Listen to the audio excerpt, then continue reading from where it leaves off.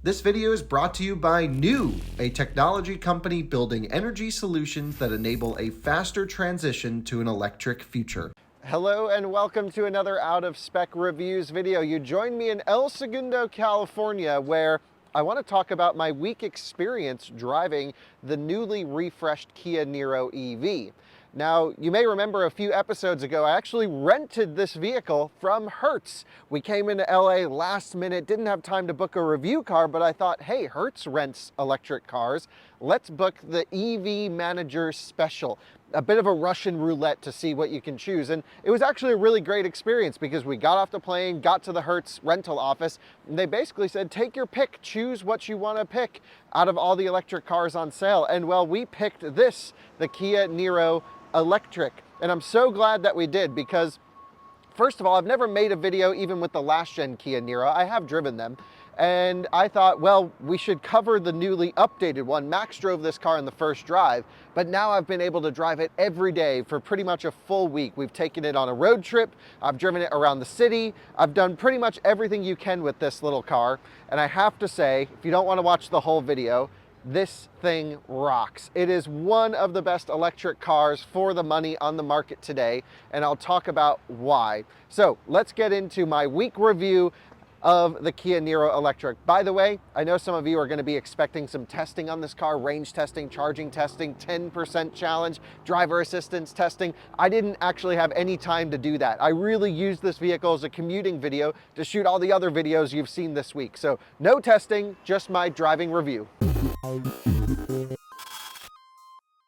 And here it is, the 2023 Kia Niro EV. This is the wind trim, which is the base trim. It's basically $40,000 price. And the price I kind of want to start out with because no tax credit on this thing. Final assembly is not done in the US.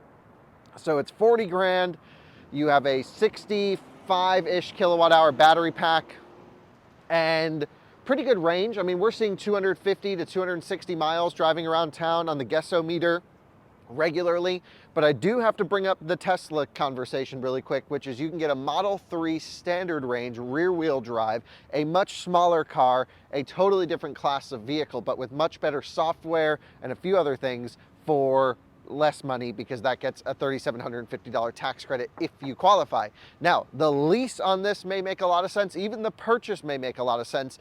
But if you're on the fence of like, maybe you should save some money and go for the pre-refresh Kia Niro Electric versus the updated one, go for the updated one. This is a night and day difference over the previous car, even considering it's pretty much the same 200 horsepower permanent magnet motor up there, the same battery pack, the same charging specs. This is a massive upgrade. So with that in mind, let me walk you through the tech specs and then we'll get into some other things. Right now I'm charging on a ChargePoint CT4000 unit right here, and it has the infamous broken handle, broken latch. And they are working on, we just went to go visit ChargePoint, they are working on a field service kit to replace these so you don't have to put a whole new cable on the unit. So that is in the works. This is a station that's going to need it here in El Segundo. It actually does charge, but anyone can just rip the charge port out of the car.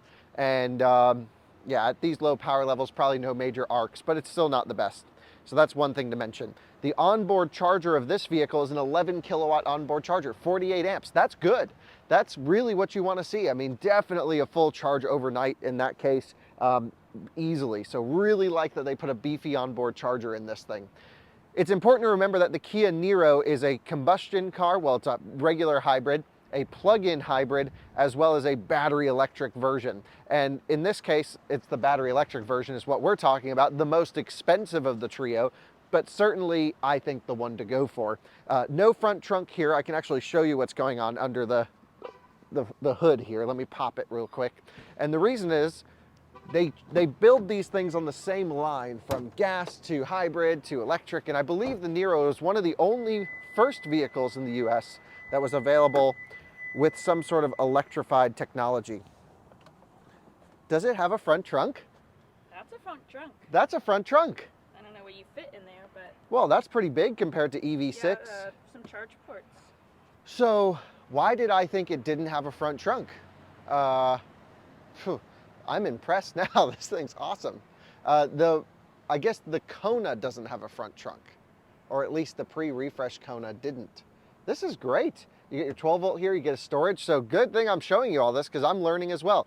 Honestly, I wouldn't have needed to use it this whole time, but I'm glad that it does have a front trunk. Love to see that. So they did make some better adjustments for the electric one under the hood. I was about to tell you they build these things on the same line, so they want to have the drivetrain, pop in, all in the same, chassis and vehicle powertrain marriage settings, but they do here. So that's great. They have front trunk. Love it. Moving on. 11 kilowatt onboard charger, 200 horsepower, permanent magnet, electric motor, about 150 kilowatts for those of you who like kilowatts more than power, which I do. Sizing is a little bit bigger than Kona. I think it's the right size vehicle. This is called Cityscape Green, by the way. I love the color. We were able to choose from a few different colors, and I was like, this is the color for us. Power trunk standard. I mean, the amount of equipment that you get on this thing standard is amazing. Easily fits 2 suitcases. Rear seats fold pretty nicely. No flat folding floor in this particular one. And I don't know if that's because Hertz took out the parcel shelf or there just isn't a parcel shelf, but, or I should say like a load shelf here, but it's not the end of the world. Plenty of trunk space. It's definitely a nice size increase over Kona. Kona's a bit too small. This is a little bit bigger. Same drivetrain underneath. They're sister cars, but I think this is a little bit better sizing for me. One major complaint about whatever's going on back here is the trunk and the seal are making the worst noise I've ever heard. Anytime we go over a bump and the chassis flexes a little bit, it's creaking, it's like feels like it's gonna pop the trunk off. So I don't know if this particular vehicle was involved in a rear end collision and then fixed poorly. That would be the only thing I could think that would lead to these noises. But I'm gonna let Hertz know when I return it, like, hey, you really need to fix whatever noise is going on back here. Let's talk about more tech specs. Battery pack, again, roughly 65, 66, 67 kilowatt hours usable, somewhere in there. And you really can use all of it. I did a 0 to 100% charging session. I should have recorded it, but it's not anything different than the early cars. A peak of about 75 kilowatts. I've seen a maximum 77, not on this car. This car I've seen 75. Not the fastest thing out there, but when you compare it to Bolt, when you compare it to other cars that are sort of this, not like a little bit nicer than compliance car option, then it's livable. 77 kilowatts is livable for around town driving. This is not a car I would recommend you take a road trip with. It does have active thermal management and the battery liquid cooling and heating options. The battery packs on these have proven to be extremely reliable. I know there was some cell issues before, but in terms of the usage, the reliability, awesome. The only reliability concern I've heard in terms of batteries on this chassis have been with the 12 volt normal car batteries not actually getting charged enough and they leave you dead. But I think a software update's been released and we're good to go there. So solid package, solid offering, a proven offering. Actually, it's funny, we've been touring a lot of DC fast charging interoperability labs this week, and there's always a Kona electric or a Niro electric in them. And I asked one of the guys, like, why does everyone use these things? And they're like, oh, you just can't kill them. They just accept a charge. They are, sort of temperature agnostic. They have a big temperature range where they can charge quickly. And this thing definitely does that. On top of all of that battery stuff, the range has been wonderful. The efficiency is incredible around town. Having that single motor up front paired with, honestly, a very efficient HVAC system. We've been seeing 3.7 to 4.5 miles per kilowatt hour, depending on driving style, cruising around the Los Angeles area. It's been really efficient. What's funny is I've been driving this all week, and I just had to plug it in for the first time yesterday because we took it on a road trip. And it was just like, it's one of those cars that if you're staying around the city, staying around your town, it works. Driver assistance, truly incredible. We'll talk about that when we go inside. I really think this is on par with autopilot for general driving in traffic. You set this thing and you don't have to touch it. It doesn't even nag you to touch the wheel very often. It just stays in its lane and good to go. Autopilot can do a lot more than this car, but for the basic lane centering and adaptive cruise control functions, I love the tuning. So I'll take you for a drive in it. We're actually just about to go return it back to Hertz, and I'm gonna kind of miss it. I really like this car. I love the styling. I think it looks great. Couple complaints on the outside, I guess, would be no glass roof would be a really nice addition, even if they charged a couple $1,000s for it and like a premium pack or something. Maybe the top trim gets it, but I don't think it does. A full glass roof would be nice. The headlights are halogen and not LED. or they might just be a warm tone LED. Either way, they don't match with the running light color. Looks a little bit cheap to me. What else? Really not much else. The door handles are chunky. The doors are beefy. Good, solid thunks here. A really solid offering. And when we go inside and talk about the tech and the sound system, it's amazing to me that this is the base car. This feels like it kind of has almost everything you would want. So a huge upgrade over a Bolt. A hard car to actually recommend from a value proposition when you compare it to Model 3 standard range that can go farther on a charge, can charge more than twice as fast peak. Yeah, like that's kind of the hard sell right there. If you don't want a sedan, then you can start considering cars like this. But Model 3 still is just the clear choice when you look at things on paper. There are benefits here though. Let's jump inside. I'll take you for a cruise around El Segundo and share what we found with this over the last week. You join me inside the Kia Niro Electric now, and just to, I already filmed a lot of the settings and stuff in here, but I just have to say, seating position wise, plenty of room, pretty good steering wheel, nice gauge layout here, a huge upgrade from the previous ones. I love this infotainment system. It really lets you see all the nerd details that you want to see. It lets you show, your drivetrain power when it starts cooling the battery pack. For example, we took it up in the canyons. We were really ripping on it, had to cool down the battery pack because it started to thermal throttle a little bit, and we could see the power it was doing to cool down the battery. It's very neat. You can set charging limits for AC and DC charging. This is how I'm going to give it back to Hertz. 90% on the AC charge, 100% on DC. We're actually currently at 98% state of charge. They requested it back with 70%. We just full charged it last night, and we're going to give it back to them here in a little bit. So into reverse, pretty neat shifter right here in the center, this little twist device here, which is nice. There's an auto hold function, heated seats, which are great. One thing I wish it had was a heated steering wheel. That is standard in Model 3, by the way. So that would be a competitive thing it needs. Backup camera is more than acceptable. Everything about this car, I think the best way to describe it is more than acceptable, and it's actually a really nice car to drive. The pedal tuning is wonderful, and it has iPedal, which is one pedal driving, same thing that we've experienced in Ioniq 5 and EV6. For example, I lift off completely, it'll bring us all the way down to a stop, 0 miles an hour.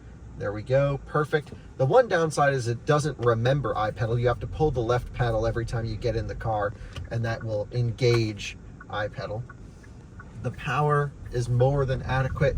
Steering is really nicely weighted and calibrated, just as an example of power. Foot down, I mean, it's not slow. We hit the brakes here. Don't need to be flying through El Segundo. But it certainly seems like they've either changed the tire or maybe changed the front suspension geometry or even the way the power is fed in slightly. Because in early Kia Niros, especially when it was wet outside, you would have wheel spin everywhere. It was almost like dangerous. It was just spinning its tires getting up to speed. That seems to really have been solved here, and I wonder if that's improvements of their traction control system or tire improvements. I don't know if you can hear some of the squeaks going on in the back, but over bumps, that's the noise I was talking about. That's pretty infuriating. The one thing we really did with this when we first got it was get all of our settings right the way we want them. And there are so many settings and so many sub-menus. But once you get all that set in a user profile, you never really have to touch them again. But I do encourage any Niro electric or EV6 owner to go into their infotainment system and really set everything, because there's a ton of stuff to dig into. But then we've just been plugging in and using CarPlay. Now, I'm not the biggest CarPlay fan ever. I really like to use the in-car systems. But in this case, it doesn't give you any really route planning with the navigation system. It doesn't help you find any chargers. The car is not meant for road trips. And for city driving, if you know where you're going to charge this thing every day and all that stuff, then it's totally fine. Again, if you're driving around the town on a nice day like it is today, you can expect 250 miles out of it easy. Cruising around, the city as a normal person. I guess we should maybe talk about that road tripping portion, because some of you might be confused. Why would you spend $40,000 on a car that we're not recommending you take on a road trip? Well, there's a few things for that. And it's a bit of a shame, but our charging infrastructure is really bad in the US right now, especially here in California. They're getting full, chargers are broken. We went to 7 DC fast chargers yesterday, and 3 of those we were unable to charge at, and they were completely broken. That is a really bad percentage of broken chargers. So you can't rely on the chargers that are in the ground today. But the nice thing is, even the lower power DC chargers do get pretty close to maxing this car out. The pack voltage, I'll get nerdy for a second, is about 350 volt nominal. It's pretty low voltage, which means when you plug it into a ChargePoint CPE 250, they're rated for 62, 63 kilowatts. You're really only getting 55, 56, 57. So even a 50 kilowatt charger pretty much maxes this car out most of the time, unless you get to one that can deliver more current, like an Electrify America 150 kilowatt solution or something like this. When you start getting over to those situations, yeah, the 75 kilowatts certainly is a better increase over the Bolt, and the charging curve is better than the Bolt, and pretty much everything here is better than the Bolt, I have to say.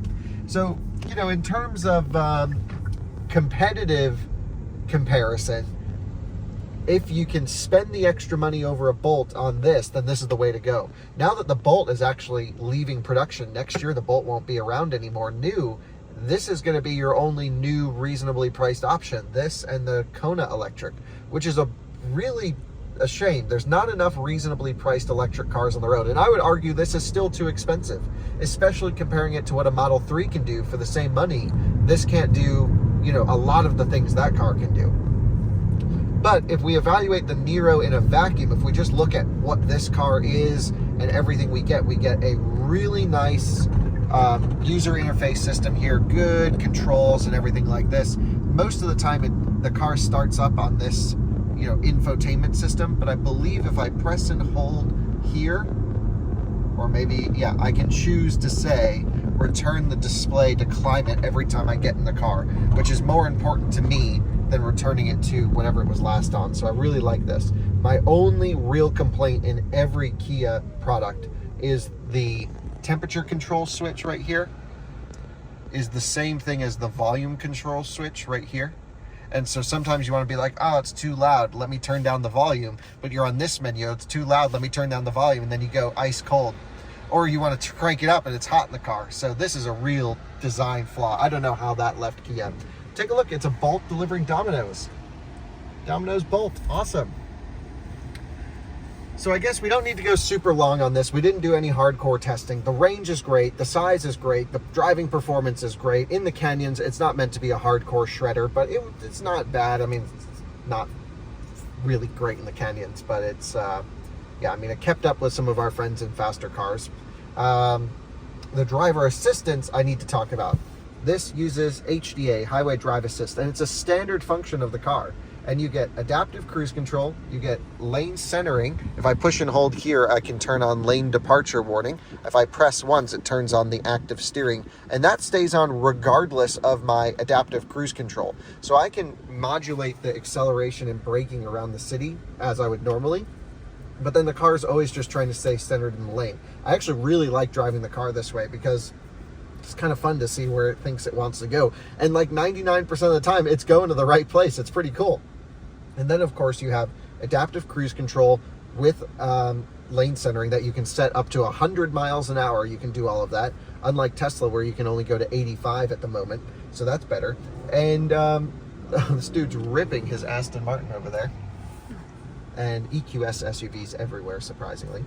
And different drive modes. Top speed of 112 is a bit weak, but for the US, I don't think anyone's going to run into that problem. If I give it the beans here at the light, full power, you can see it gives us full power around 40 miles an hour. It just is a competent system. It just gave us a warning saying regenerative braking not fully available because the battery's too full, which makes sense. So it really helps you figure out the use of the car and why certain limitations are happening.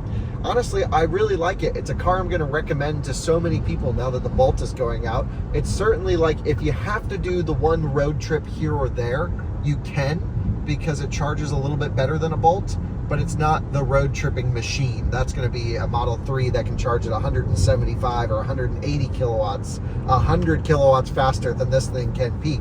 But the charging curve of this isn't bad, actually. It kind of just sits at 70 and then, you know, slows down up top. Up top at 90%, it's still doing 30 kilowatts. It's not the end of the world. So there you go. The Kia Niro Electric, truly a great car. The updates transform this thing into a relevant and desirable package, I would say. It looks great. It feels great. It's got all the good tech. And it's a car I wish we covered a little bit more closely. Perhaps I'll get one in from Kia to do all the hardcore testing with. I should reach out and see if they'll send us one in Colorado to run through all of our tests. That could be pretty neat. Or I could just rent one from Hertz in Colorado if they have them there. I don't know. I'd love to do a range test and charging test and all that stuff. So if you guys own one, I know in the previous video we had a few owners who commented. If you own one, let us know if you agree with me or disagree with me. I'm curious to hear your thoughts. And overall, I'm just like I've been driving this every day for the last week, and I still look forward to getting in it. It just does everything you need a car to do and more. So call me pleased and impressed. Definitely one of the best rental cars I've ever had. And the fast charging hasn't really been a problem for us because we stayed in LA most of the time. Charged up at a level 2 station. Yesterday on the road trip, it was a pain in the ass. But we honestly could barely even find chargers to max out this car. It was more of a pain in the ass because the infrastructure sucks, not so much the car. So Alyssa, any comments? Because you've been driving in this thing all week. No, I mean, I think it's an absolutely great car. I was thinking it'd be a great car for like a first kid purchase car, first driver car would be great. Yeah, like if you have well-to-do parents and you want to get your child like a safe, reliable, dependable vehicle that's like nothing crazy, this is a great choice. Yeah, I mean, this is just also, it's beautiful and it's nice in here. I don't really have a complaint except for that annoying squeak rattle in the back, but I guess that's fixed. Yeah. But yeah, it's been great. It's been comfortable. We've been driving it all around and had no issues with range. I've had no issues with comfort. And yeah, I mean, it's an all-around good car, but pricing-wise, yeah, you can't really... I mean, that's what is killing everything else right there. Yeah. Just a base white Aero Wheel Model 3.